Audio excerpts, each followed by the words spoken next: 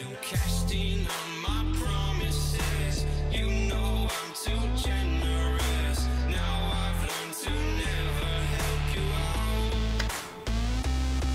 'Cause I'm the 大家好，我係 Rayma。今日呢個係 AirPods 3，AirPods 第3代嘅深入長期用後嘅評測。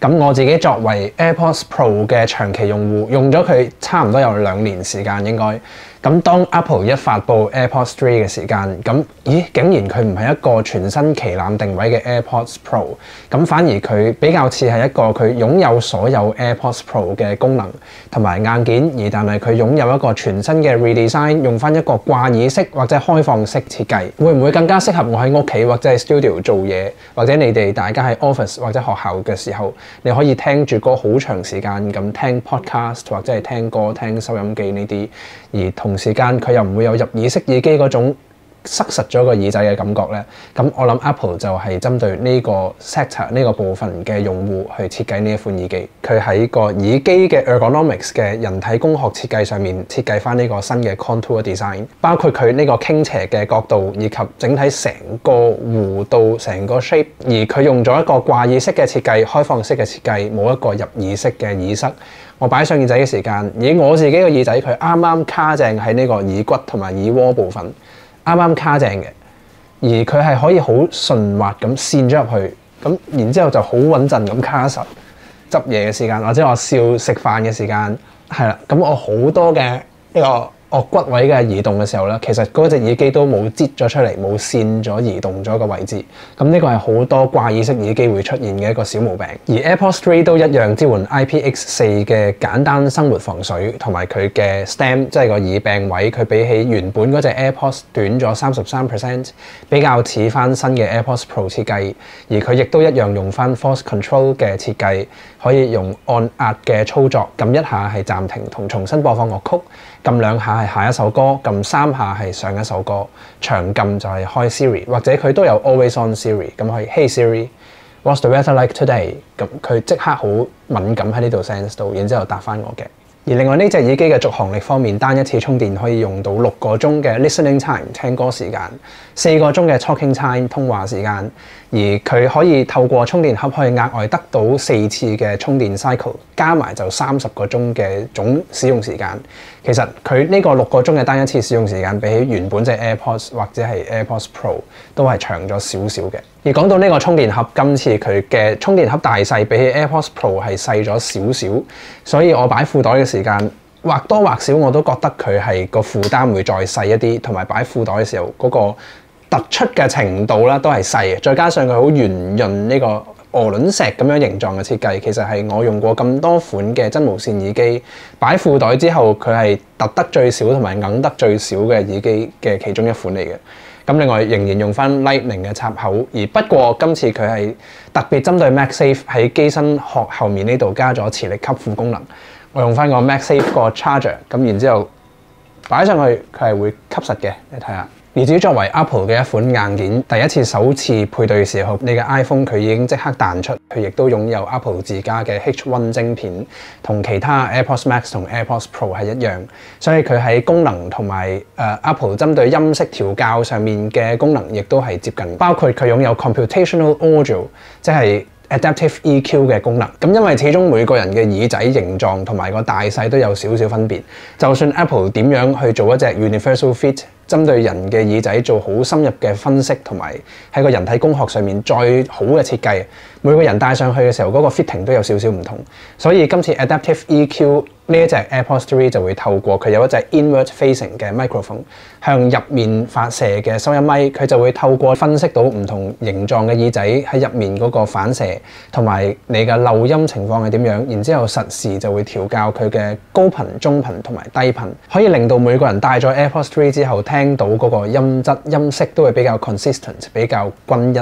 而針對音效同埋音質方面，今次嘅 AirPods 3亦都有全新設計嘅動圈單元。咁今次主要針對有重低音同埋有清晰嘅高音。而我自己聽呢隻耳機嘅時候，佢嘅低音係有豐富嘅低頻，同埋係有彈性嘅低頻，但係佢唔係嗰種係好澎湃同埋拱晒出嚟好大力嘅低頻，反而佢係好似喺遠場後面少少嘅位置，有一啲好深潛同埋係有彈性嘅低頻，係啦，幾舒服嘅。咁今次 AirPods 3嘅調音都係偏向好平衡，三頻比較平均嘅一隻耳機。除咗愛嚟聽歌之外，你愛嚟講電話或者係聽 podcast 睇片都啱用嘅耳機，所以佢嘅調音唔係太 hi-fi 偏向。如果你真係好中意一啲重低音嘅耳機，咁呢隻 AirPods 3係未必俾到你嘅。反而佢走一個三頻比較平均嘅設定，同埋佢嘅人聲相對會比較清晰。而不過始終佢係開放式嘅設計，所以我帶出街去用嘅時候，尤其係我搭車嘅時候，有啲廣播，嗰啲廣播聲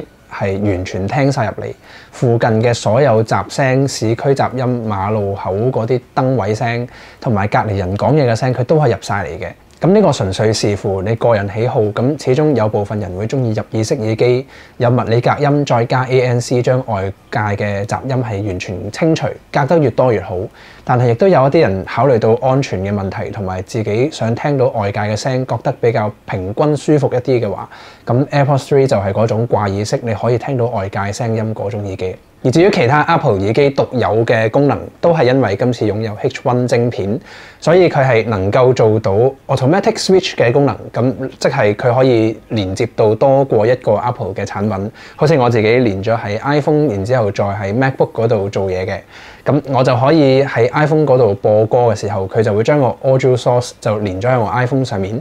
然之後我喺個電腦嗰度撳一撳條 YouTube 片，或者係撳翻我做緊剪片嗰個 project， 佢就會將個 audio source 自動 switch 轉咗去我嘅電腦上面。然之後我電話突然間有電話入嘅時候，佢就會將個 audio source 轉翻去我嘅電話，然之後亦都可以做翻通話。另一個功能係 audio share 嘅功能，透過用一部 iPhone， 然之後連多過一隻嘅 AirPods， 咁好似我而家 AirPods 3同 AirPods Pro 一齊連接，唔同型號嘅 AirPods 嚟嘅。但係佢可以同一時間連到去我同一個 audio source 嘅 iPhone 度，播同一首歌，睇同一條片，就可以兩個人同步聽到同一個 audio source。另一個近年 Apple 非常之着重嘅功能 Spatial Audio 空間音效，喺上次嘅 AirPods Max、AirPods Pro， 而今次嘅 AirPods 3上面都擁有呢個支援。Spatial Audio 佢會根據你嘅耳機擺喺個頭上面嘅方向定位，同埋你嘅 Apple 裝置，包括我而家嘅 MacBook 或者 iPad 或者 iPhone 都可以嘅。佢哋互相之間有個方向定位，然之後營造一個360度嘅空間音效。擰個頭嘅時候，嗰啲聲全部喺晒呢邊出，跟住望翻正面嘅時候，佢就喺個電腦出啦。望呢邊嘅時間，啲聲會追翻嗰邊。跟住我擰轉個頭。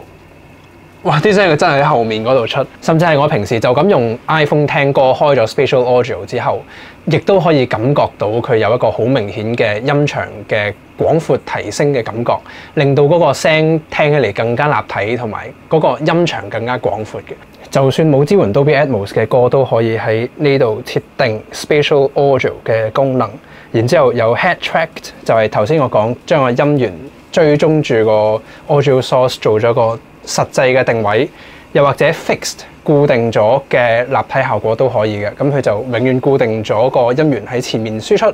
而但係咧嗰個聲場都會比起 turn off 咗，即係刪咗 Spatial Audio 嘅時候大咗嘅。另外今次 AirPods 3亦都追加咗 Find My 嘅功能，而呢個 Find My 係可以同 AirPods Pro 一樣，好似類似之前嘅 AirTag 咁樣，佢可以做到 Proximity Feel 呢個近長距離嘅偵測，同埋可以睇到揾方向嗰個。咁但係今次呢隻 AirPods 3或者 AirPods Pro 支援嗰個 Proximity Feel 就冇一個精準嘅方向箭嘴，同埋冇一個精準嘅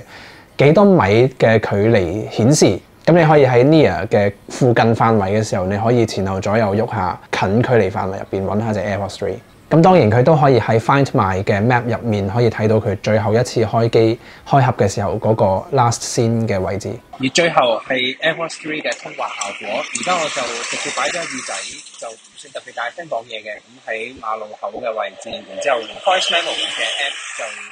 喺 iPhone 度錄音，咁無疑平時大家講電話時間喺街有車聲經過馬路口就係咁嘅聲。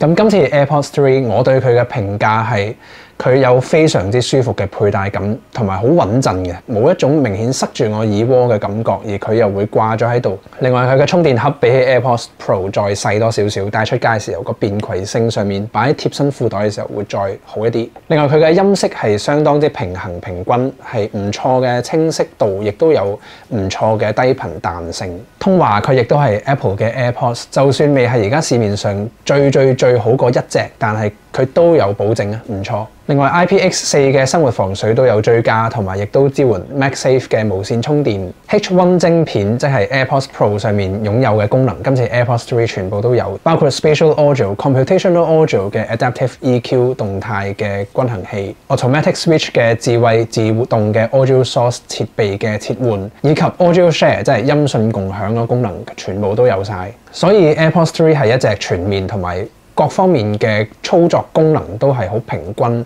係全方向均衡嘅一隻耳機嚟嘅。除咗一個地方就係 AirPods Pro 係有 ANC 同埋 Transparency 功能，而佢係一隻入耳式有 ear tip 嘅設計嘅耳機，而 AirPods 3就係一隻開放式掛耳式嘅耳機，冇咗 ANC 同埋 Transparency 嘅功能，但係佢就本身就已經好通透，係一隻開放式嘅耳機。如果你喺呢兩隻耳機入面二選一嘅話，咁最大嘅問題你可以問下自己就係你中意一隻入耳式耳機做到一個比較好嘅物理隔音同外界隔絕，再加埋 ANC 同埋 Transparency 嘅功能，你會唔會中意呢一套？